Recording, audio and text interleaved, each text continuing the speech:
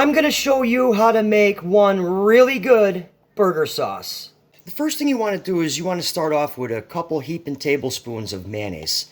And here I'm using Cane's. Cane's is a New England style mayonnaise, but you can use any mayonnaise you want, whether it's Hellmann's or Miracle Whip. I don't know if Miracle Whip's mayonnaise. Drop me a comment. Is it mayonnaise? Okay, now to our mayonnaise, we're going to add about a tablespoon of sour cream.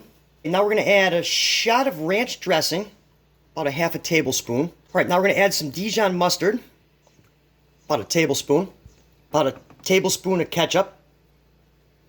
All right, now we're going to add about a tablespoon of pickle juice.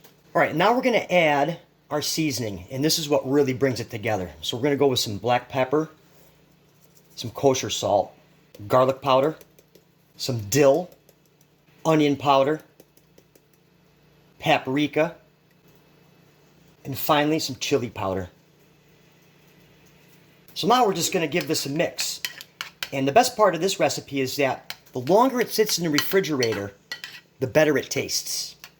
All right, so I just mixed it up and put it in this smaller little bowl here. And doesn't this look nice? Look at the consistency on that. Absolutely, absolutely amazing. All right, let's get into this right now.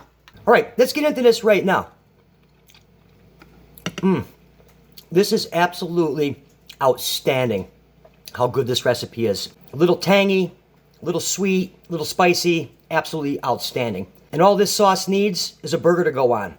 So be sure to watch the video that's on your screen right now. And I'll see you right here next time.